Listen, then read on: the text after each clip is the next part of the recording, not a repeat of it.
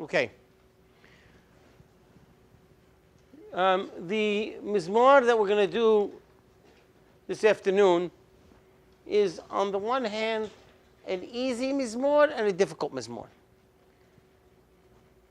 To translate the words will be fairly easy. There's not much complicated words, and in fact, I'm going to run through the mizmor in the beginning. We're going to just read through it together, and we will figure out pretty much fairly simple, based on the classical mefarshim, what this mizmor is saying. Once I do that, however, we're going to have a lot of content-based questions, and which is going to include structure and the connection of the different pieces of this mizmor. When we do that, we'll bring some of the questions of the mefarshim and the traditional ways the mefarshim have been answering this problem, and then deal with those, see if we can actually answer that in a different way, and almost as if by magic, when we're done with that, we may be able to develop a philosophical approach of the Baal HaMizmor to some pressing questions that we have to deal with today, Bizman Hazeh. So, let's begin. We'll begin, right? So I said we're gonna talk about 5 psukim. That's it. Mizmor 127, Kuf Chav Zayin, and let's read it together. Anyone want to volunteer to read it? Anyone? Nobody? On either side of the fence can read the Mizmor? Right? Either section. Right? Anybody? Okay, I guess not. John, want to read? Okay.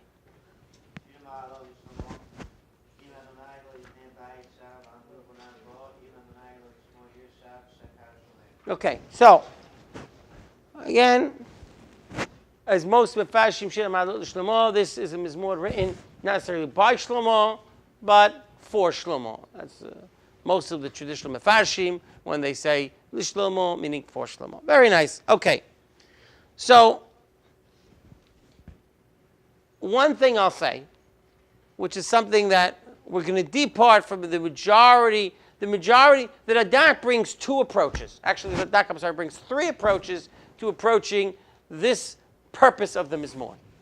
The first one is the standard that almost all the Mefarshim take, which is the one we're not going to use, which is basically that this Mizmor is about the building of the Beit HaMikdash. That Be'emet, David HaMelech has received news that he is not allowed to build the Beit HaMikdash, so we're implanting here the historicity of David HaMelech's life. Now, there are 2 ways to read Tehilim, and Mefarshim do it almost throughout every single Mizmor. Do we read it as a historical, do we read the historical events of David HaMelech's life in the Mizmor, or do we read it as a typical supplication of all human beings to God? And there's always a merge of both, actually, amongst the Mefarshim. Here, Radak, Ibn Ezra, Rashi, all talk about the building of the Beit HaMikdash. David could not build the Beit HaMikdash. He was told he couldn't build the Beit HaMikdash. He realizes that if this house, if this Beit HaMikdash, if these korbanot that are going to be instituted are not instituted based on Yirat Shamayim, it's futile. And this would fill, if this is the message of the Mizmor, this would fit very well with a lot of the message of the Nebi'im many times, right? That we see that God didn't command these korbanot, don't bring the korbanot. And if we're talking about that, Im Adonai lo yivneh bayit shav amlu bonav bo, we're talking about the building of the Beit HaMikdash. As you'll see, Rashi and many others take this approach throughout the Baal HaMizmor. The difficulty here is, and the Mefarshim follow through with it, especially the Radak, is how the Shav Shakat Shomer, Mashkim Ekum, Ahar Shevet, and all of that. As I said, it's not going to be the approach we're going to take, so I'm not going to focus so much on that. On the other hand, the Radak brings a second approach, which is talking about that this is about addressing Mashiach. And the third approach that the Radak takes is the approach that we're going to focus on now, which is that this is talking about Derech Bnei Ha'olam. And there's also an approach that the Malbim takes. The Malbim discusses that this Mizmor, I'm going to read to you some of the words of the Malbim.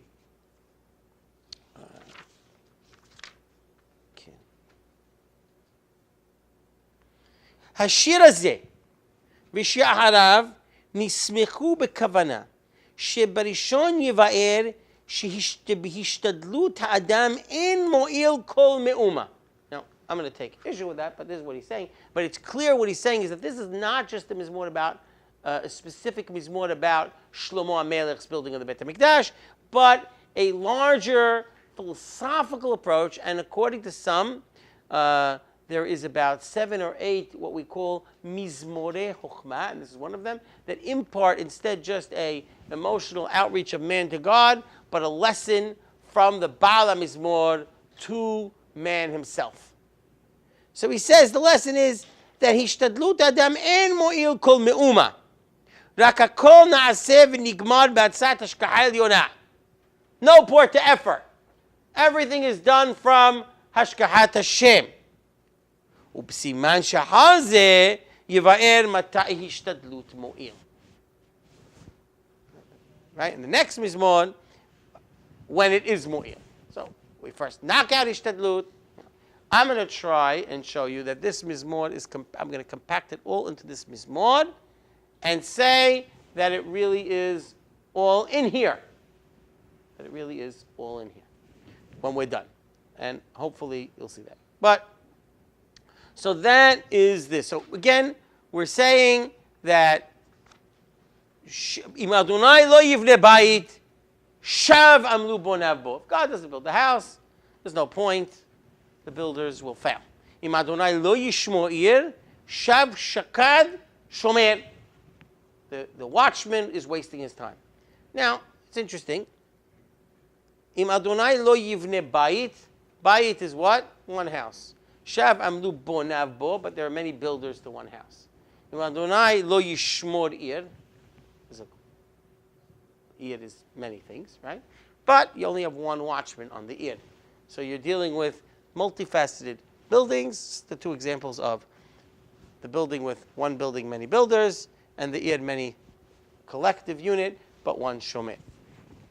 Okay, continue.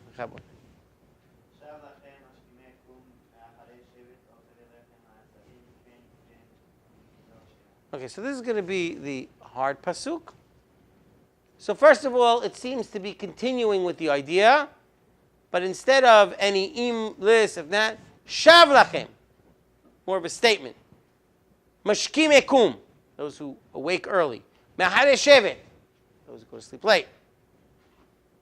Ochle lechem atzabim, they eat food that is connected with what?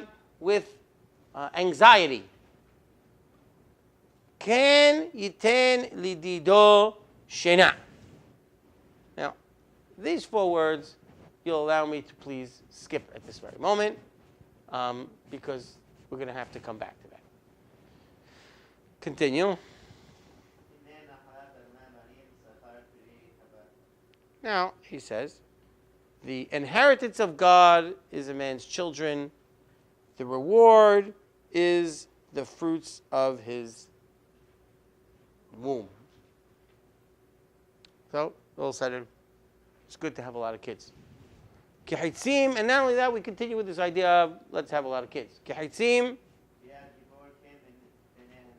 and you know what? The kids are likened to arrows in the hands of a gibor, right? The children, the family unit had a protective ability to it. So a large family, especially in the ancient society, ensured a certain level of protection.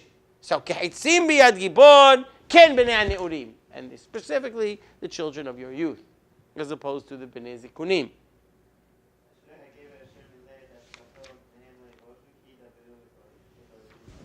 So So he says, and you know what? Fortunate is the person who has filled his home or his storage with them, and children. Lo yavoshu. He will not be embarrassed. Ki yidabru et oivim basha. They will speak against his enemies at the gate. Meaning, again, we end with this idea of protection, right? Okay. So, like I said, fairly simple. With the exception of those 2 or 3 words, fairly simple. There's almost no words here that actually have a problem. However, we're going to have some serious problems. Yes? What's the connection between It's okay. Right. That's okay. So we're going there. That's where we're going there. Yeah, really, we got to, obviously, especially the way I worded the translation, I was sort of goading you for that question because I needed someone to ask that question because now you've opened up. Here we go. Okay. So we have, okay. We have some questions, right? We have a few questions that to deal with. But before we get there, just a few words on the pshat of the simple thing, right? I skipped of Ken Tenli Dido Shena. If you follow the Shlomo thing, the Shlomo building the Beit HaMikdash, Lidido is a reference to Shlomo, right? Shlomo's Yedido is called Yedidia, that's his name. And Shena, right, if you look in the Mitzudot, one who is Minaded Shena, not necessarily Lidido, a friend, but who actually removes Shena from his eyes for Torah, he will become taken care of from Hashem. And then the Banim becomes his eventual Sachar. Now, okay, we really want to get into a little bit. Okay, we need to look and see what's going on here. First part, the basic question. These seem to be the Mizmor is short enough. The first 2 psukim and the last 3 psukim seem to have absolutely nothing to do with each other. One idea is the message of don't waste your time trying to do any hishtadlut, like the Malbim seems to have read it. It's all a waste of time. Hishtadlut is just a waste of time. It's all up to God anyway. Your function, don't waste your time. And then all of a sudden we say, oh, by the way, if you want to really have a good thing, have a good life, just have a lot of kids. What's going on? Right? And by the way, each idea, if we did look at it as 2 separate mizmorim, would be very nice, because there's a progression. We start with livnot bayit, then we start with lishmor ir, and then we start with the individual parnasa and the development of the person, how he develops his parnasa, how he's ochel lehem, right? Mashkim ekum, wakes up early, nahar he stays late, and he's ochel lehem matzabim, right? So the idea of God, and then leave that, very nice, and move on to another mizmor about having, by the way, I want you to all have a lot of nice family and a lot of nice children. Right? And again, so we have this question. Next question, which I purposely left out, is this Ken Yiten Li Dido Shena seems to be a little bit cryptic. We got to figure out what that means and what's it doing here. And where does it belong? It's clearly problematic to belong to the first part because the first part is all negative. Right? The positive part is Psukim Gimel Teheh. The negative is Aleph to Bet. This is not going to, it's waste, shav, it's bad. And Ken Yiten Li Dido Shena. So it's, on the one hand, it seems should be brought to the second part. On the other hand, it doesn't mention anything about kids. It has this idea of relaxation and not working, so it seems to be brought to the first part. So we need to look at that. And really, we have to stop, and hopefully we'll figure out the larger issues. Really, what does this Mizmor come to tell me? Is it really coming to tell me, don't waste your time doing anything? That all individual actions is just a waste of time? Is that what the Mizmor is coming to tell me? So we really, if it would do that, if that is what it's telling us, so we're going to have some problems with other psukim throughout Tanakh. So let's go and see if we can figure out some, and what I want to do now is I really want to go much more systematic through the Mizmor, pick up some nuances in the words, and as we do that, I think some of these questions that we're questioning now will really be answered. But okay. So let's start with the first part of this mizmor. Okay? We're going to start here, and we'll see really that what happens here. So we start, Im Adonai lo yivnei bayit, shav amlu bonav bo. And almost perfectly parallel, Im Adonai lo yishmor ir, shav shakad shomer. Right? The only missing word is bo, right? In other words, it's exactly Im Hashem lo yivnei lo yishmor bayit ir, right? It's exactly parallel. Now the idea is, so the Mefarshim are all looking at this, and right away they say, wait, we can't say, all the Mefarshim say we can't assume that this is coming to knock out human endeavor. And I'll read to you some of the words of Ibn Ezra. And Ibn Ezra says,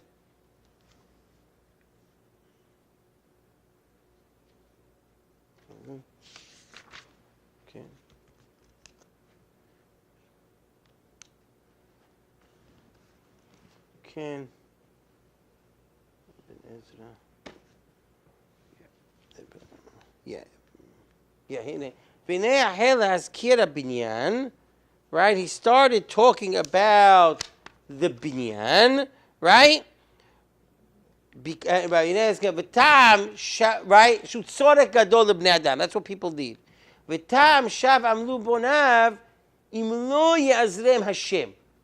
Right? In other words, what do you mean shav amlu bonav if God doesn't help? And by the way, Meiri also has a further idea, and he says like this: Af al pi shedishtadlu tov mikol makom lo yasim bitchono bishtadlu tov.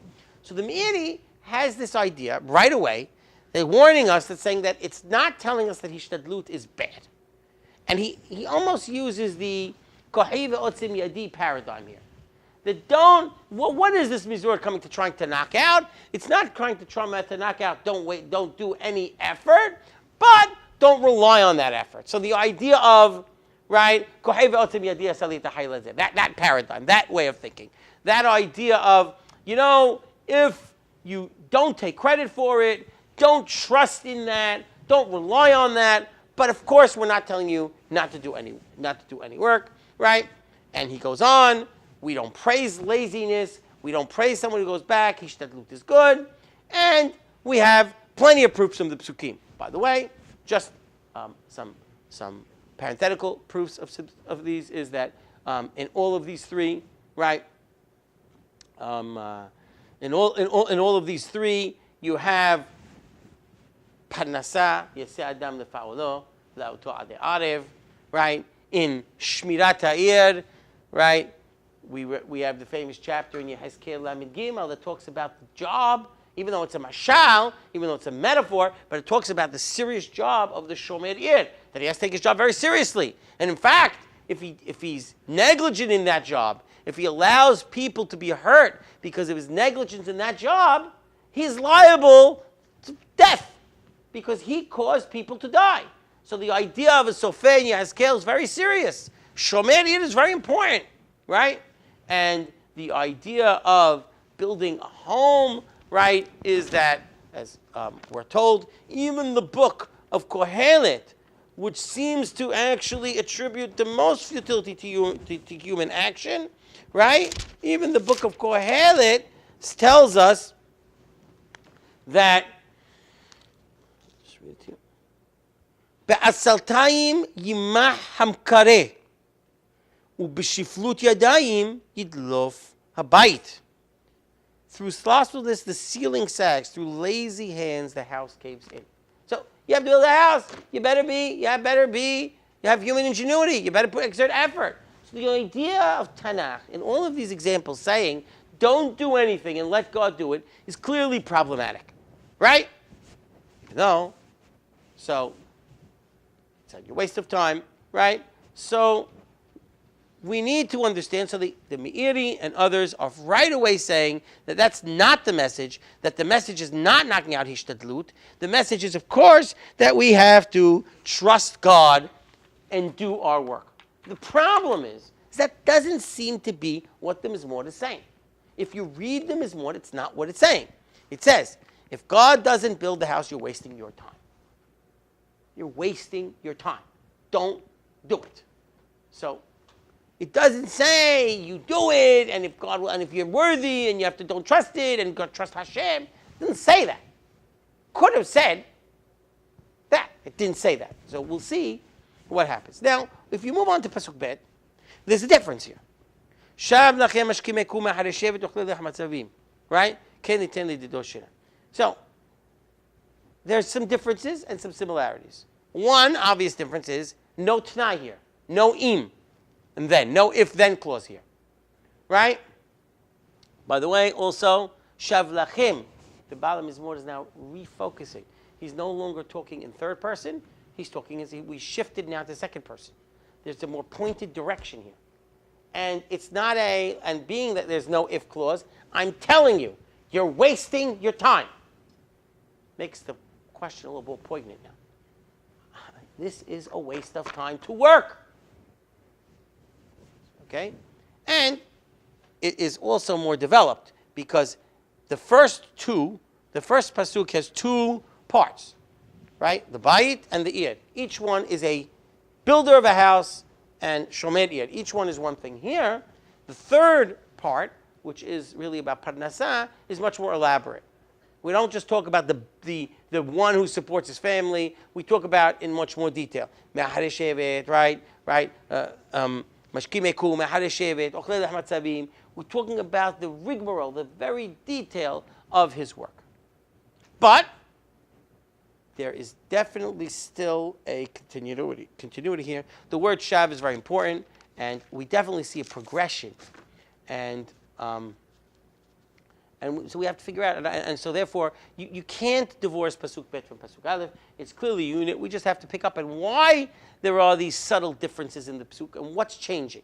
And so, Mishpatei Tanai. Why is the Mishpatei Tanai not there? Right? We want to look at it and say, what's happening? What's missing? Why is the Mishpatei Tanai not there? So I think one of the reasons we could say is that the Mishpatei Tanai could be there.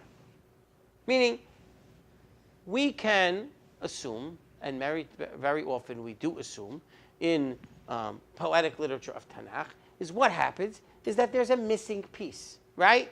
And that there's a missing piece. So if we would look at it like this, and say, Im Adonai lo yivne bayit shav amlu bonah bo, Im Adonai lo yishmo ir shav shakat shomer, and then, Shav lachem mashkim ekum mehadeshev dochle lech matzabim im Adonai lo yifarnes, or whatever you want to call it. In other words, the im is just an implied missing, and it would be a inverse, what they call in Bible scholars like to call is the chiastic structure. So I said I sound intelligent, right? Chiastic structure where it's inverted, right? And so now the im could be there.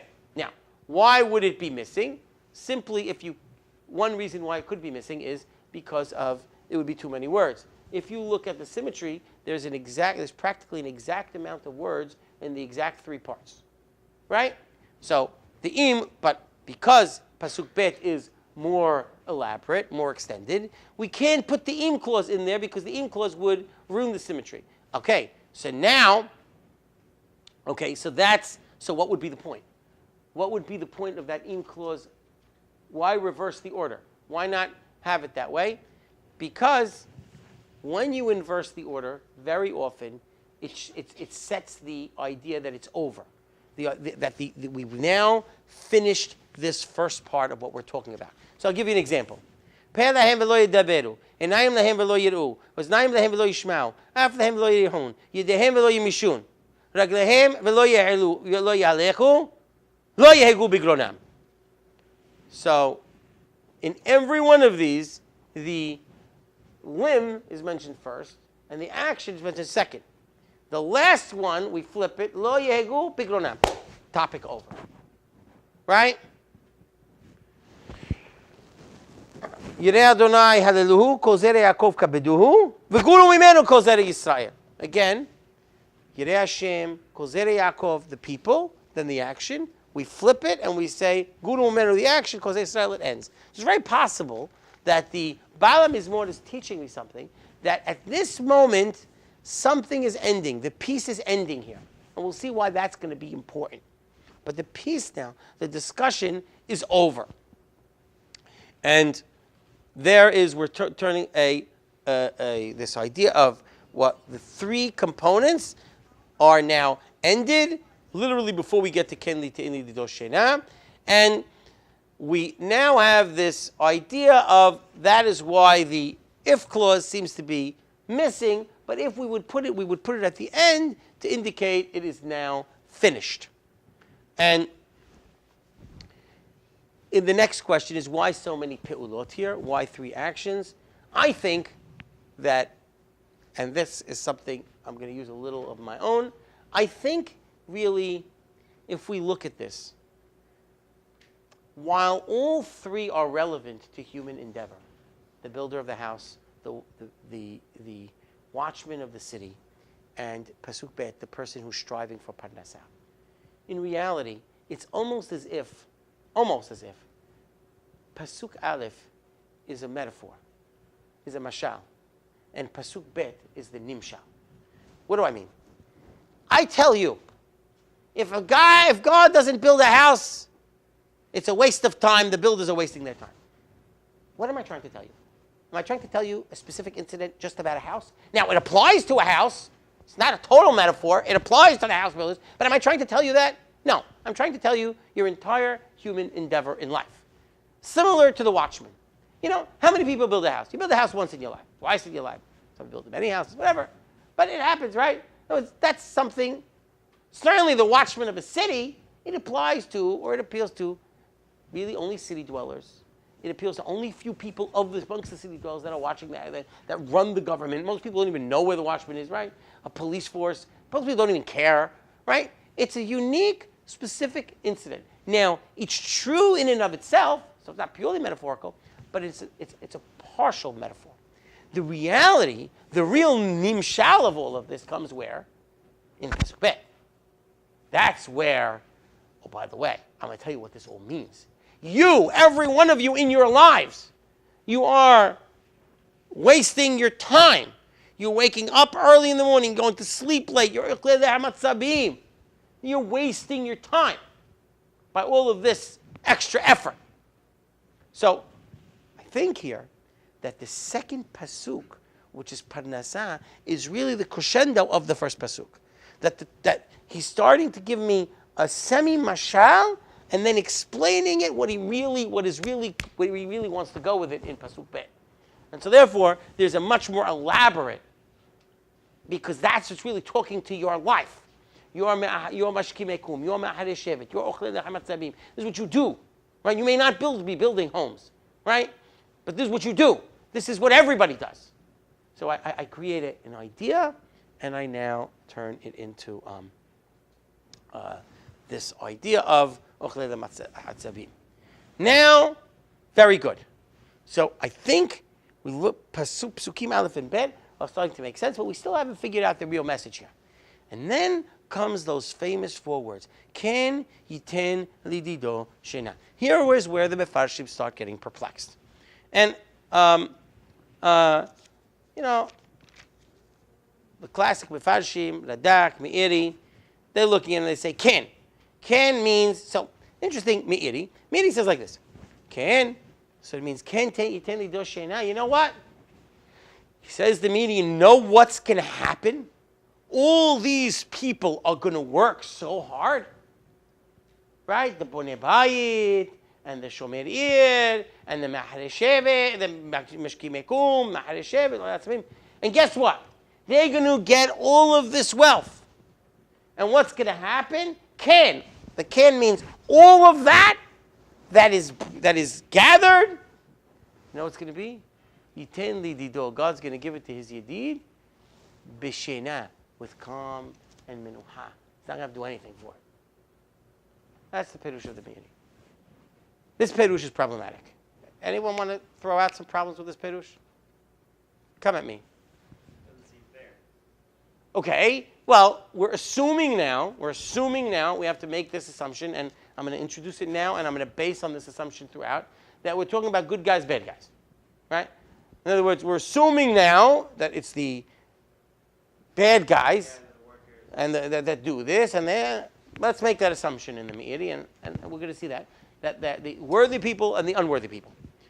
But I want to now, in the Pasuk, let's look in the Pasuk. Is that real? We have some problems in interpreting the Pasuk that way. Read inside the Pasuk and see if that's what it's telling you. First of all, let's get simple. Word-wise, what's the problem? What's the subject of what is the object of the sentence? What am I getting? Or what is the Yedid getting? Sleep. Not getting sleep. He's getting what the other people worked for, and he's getting it with bishena. So the bet is missing. It should say, Ken yiten li dido bishena. He's not getting the shena. He's getting all that effort, all the result of all that work, easily.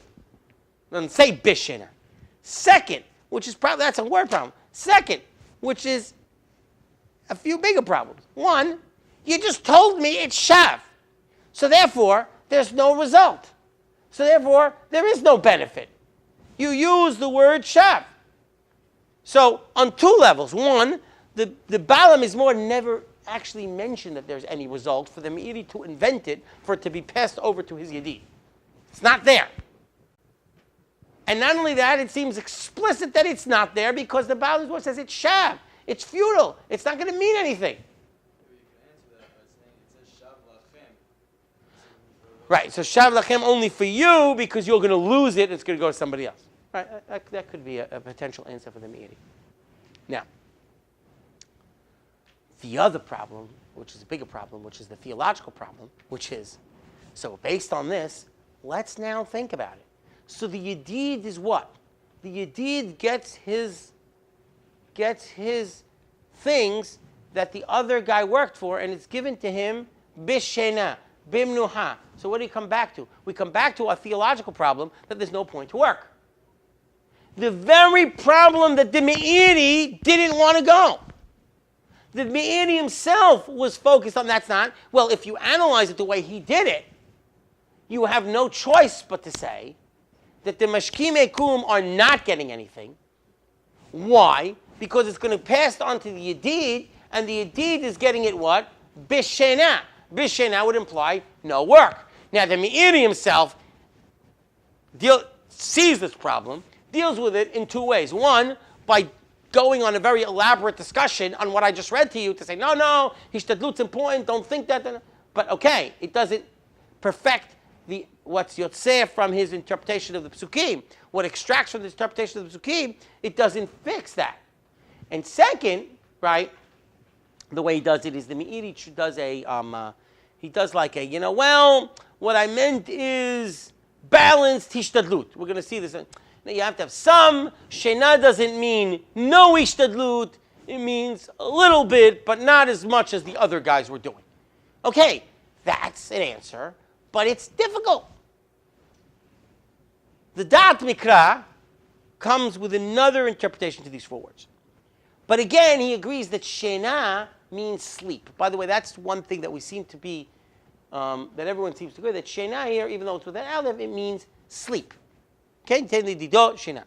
He says, by the way, but he goes more into the gift that Shena is the result. No, you know what the Yedid is getting? He's getting Shena. Can you tell the Dido Shena?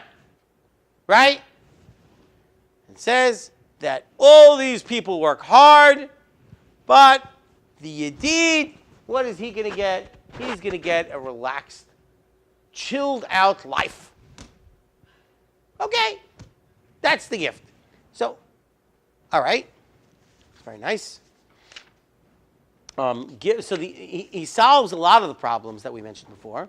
First of all, the bishena is not a problem anymore because shena is really what he gets. What's the gift? Meaning he gives him shena. You don't have to work hard. God's going to bless you.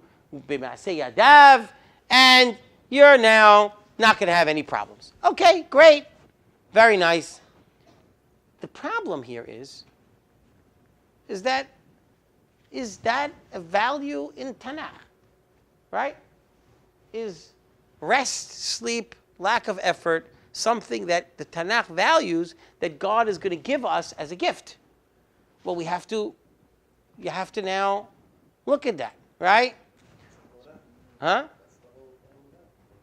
Well, is it the emunah? I don't think so. That's what we're really. That seems to be where this is going. But let's take a look in a few places in Tanakh and see if this is a value. So the very famous one that really does this, does into sleeping or attacks sleeping, is Mishlei, right? And Mishlei says, okay, right? Mishlei Perek Vav. פסוק ט' עד מצא יתר תשכב, מתי תקום משנתך. Oh, you lazy guy, what are you sleeping all day?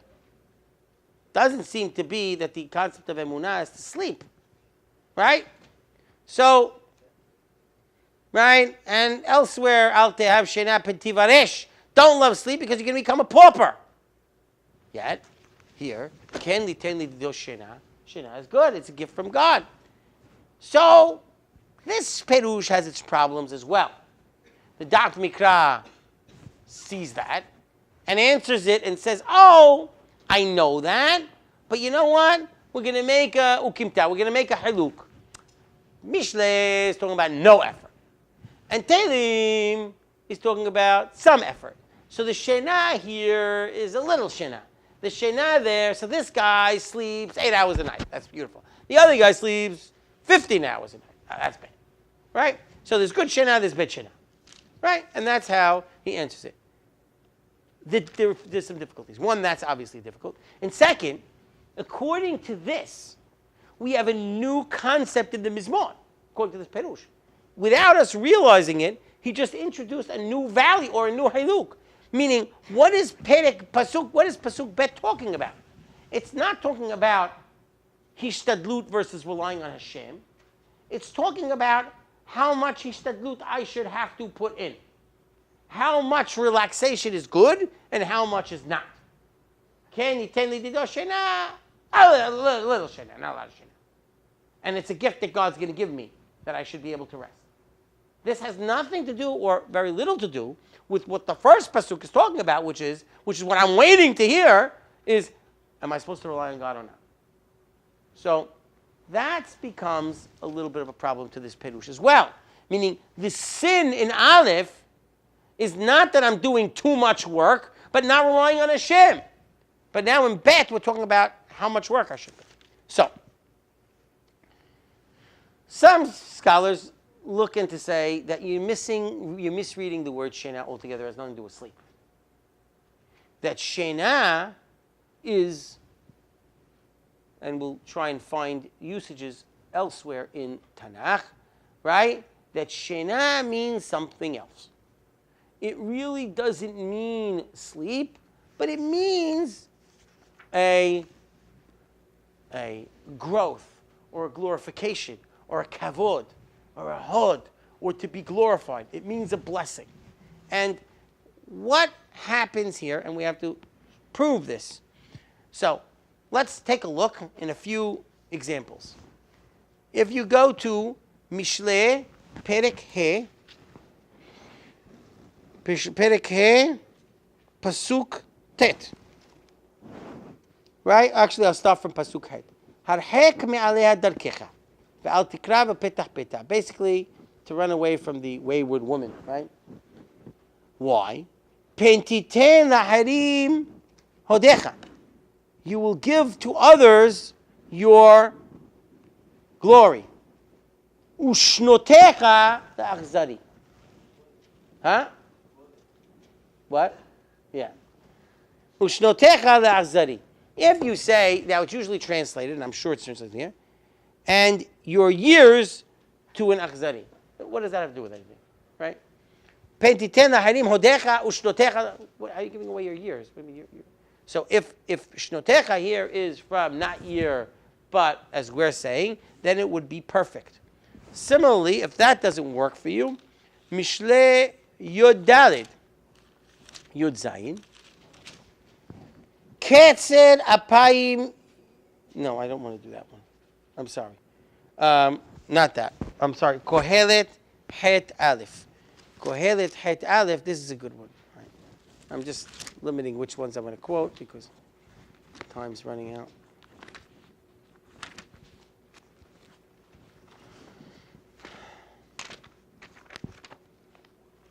Yeah, here we are. Kohelet.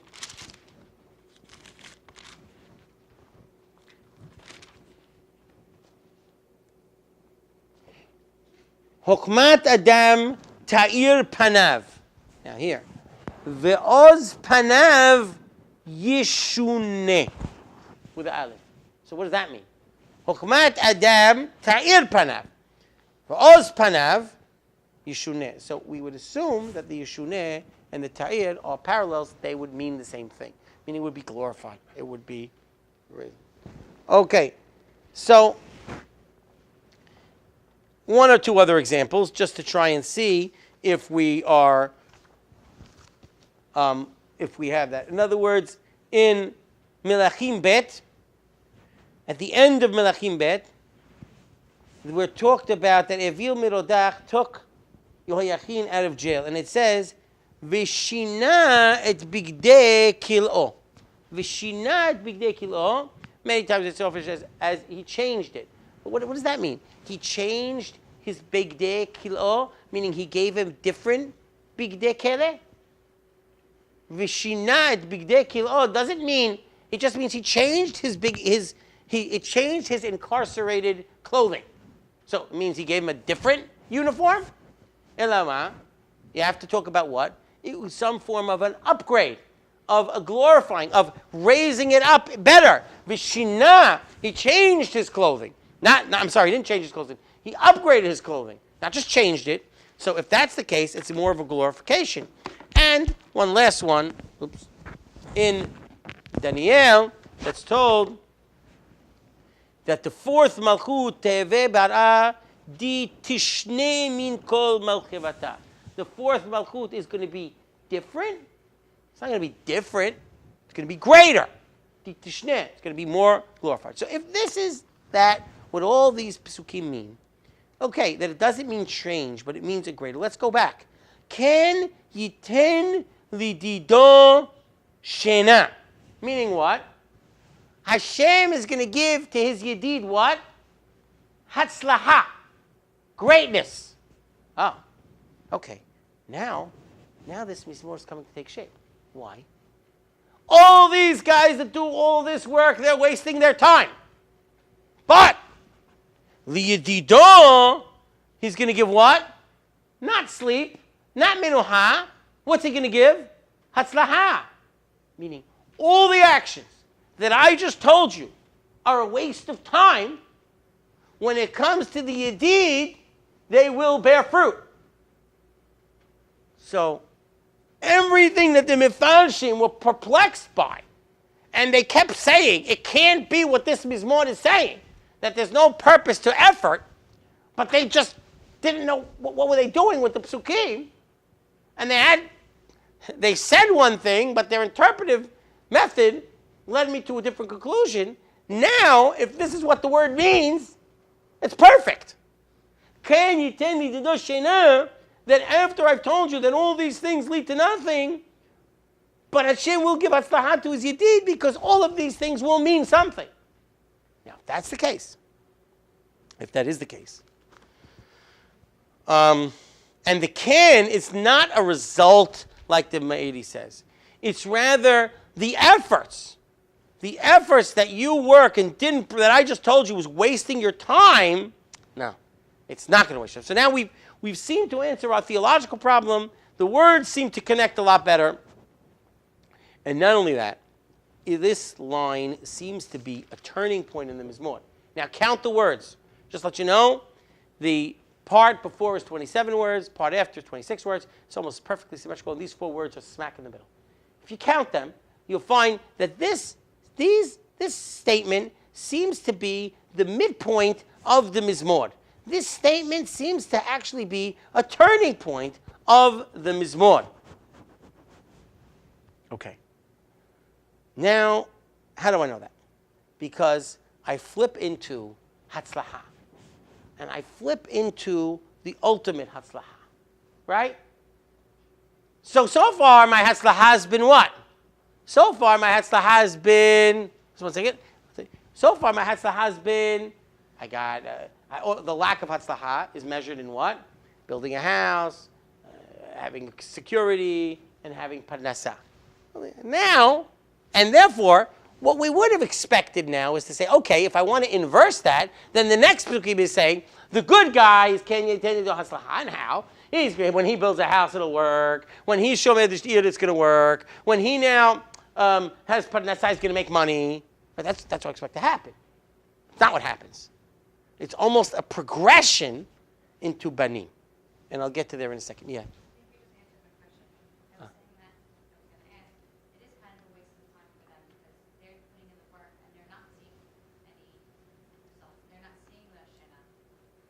But there's these people that says, "Can you tell me the shena?" The yedid, as opposed to the first guy, and that's the contract, will see effort from the effort that they do, but he's not precluding that's coming without the effort. It's going to come with the effort. Now, what's interesting is the crescendo of the benefit of the effort comes into what? Into banim. Right? So again, we have to say, because he's called the Yedid, the Haluk is between the worthy people and the unworthy one. Right? The Shav Lachem versus the Ashrei HaGever.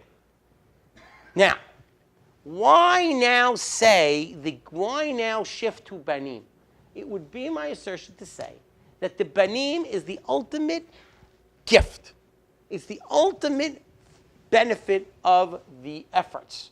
It's the ultimate post after everything else is working. This is where it leads to. It's a progression. It takes the Yedid and not just contrasts it with the things that the other guys are not getting, but actually it turns it into a progression in the next step, so to speak, of Mishpaha. Now, I can explain that really in one of two ways. And of course, we talk about the Bnei Neurim. First of all, on one level, simple. Bnei Neurim equal Hatzim. So it really is protection. It really is Shmirat Ha'ir. But I think there's much more there. I think, first of all, on two levels, it's important to use this in terms of Banim. On one level, Mi Ha'ish Asher Bana Bayit Nata Kerem Parnasa and Eras Isha. The idea of the bayit can only be completed on, and Harambam, of course, in the Chod Deot, we know what he does with this, that the progression is, you want to marry a wife, you need a bniyat bayit, you need nitiat kerem, you need these things that are mentioned that the other guy's not getting, you need to get that before you can actually see banim and mishpaha. The banim and the house is only a completed idea after we have the first. So it's very possible that the Baal Mizmor is actually creating the benefit, in the complete benefit of the Yedid in a way that goes deeper than just saying his house is going to be built and his parnasah is going to be good. He's going to actually complete it further, take it to the next step where he has bayit and banim. Just one second. That is, of course, one way to look at it. In fact, it's something that says, when Yirmiyah tells the people, he follows this idea that you're going to go to Bavel, and I want you to do a few things. Benu batim v'shevu, v'nit'u ganot v'echlu et priyan, and kehu nashim v'olidu banim u'banot. You can only have banim u'banot when everything else is set up. You can't have banim u'banot if you don't have the other things first. So that idea of the Baal Mizmor actually looking at the beracha and progression. Also, there's another idea, which it might be, and then I'll take some questions. The idea of bayit, shmirah, and parnasah, really, or parnasah, shmirah, right? In the case of bayit, in the case of shmirah, in the case of parnasah, what happens? Human beings can deceive themselves. They can say, I made a lot of money. Look at this beautiful house I just built with my own two hands. All those things come at the illusion of human endeavor, solely. But what doesn't? Right? Benim doesn't. You could do everything you want. It just doesn't always come. And so therefore, the reason why Benim is taking the example even further, and why Benim is intrinsically connected to the first part, is Benim shows the point. I'm going to prove this point, that there is beracha, and that the beracha of Benim, all the human endeavors. Now, it's obvious it can't come without human endeavor also, right? We all know that. But it cannot come solely based on human endeavor. You need beracha, right? And without the beracha, oh, you can do all this, that's what you want. No human being can deceive himself that it's totally in his hands. So it's another aspect of the progression of this idea of beracha is also because the concept of that it's obvious that it's not in your hands. So you have the idea of that it's the ultimate beracha that comes that's based on the first two, and also it's the ultimate idea that you can't deceive yourself. Now, I'll just answer one last point, and then I know there was 1 or 2 questions. The idea of kids being compared to haitzim, just an idea, start point, right?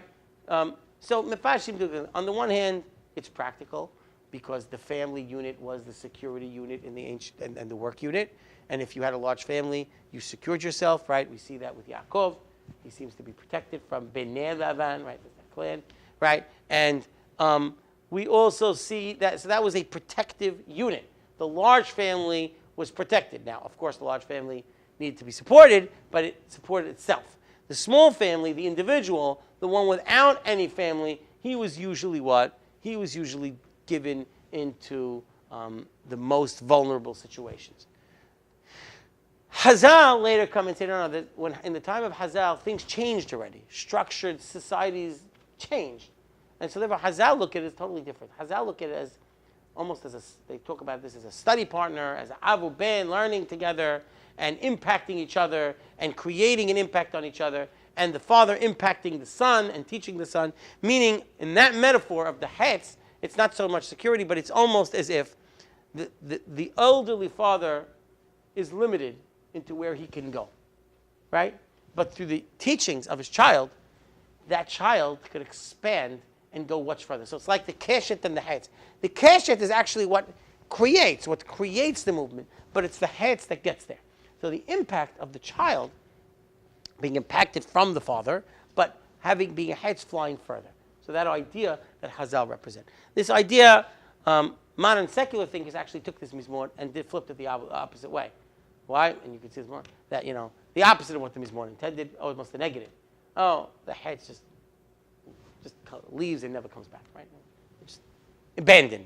But I don't think that's what the mizmor. But you see how there's also a development in that.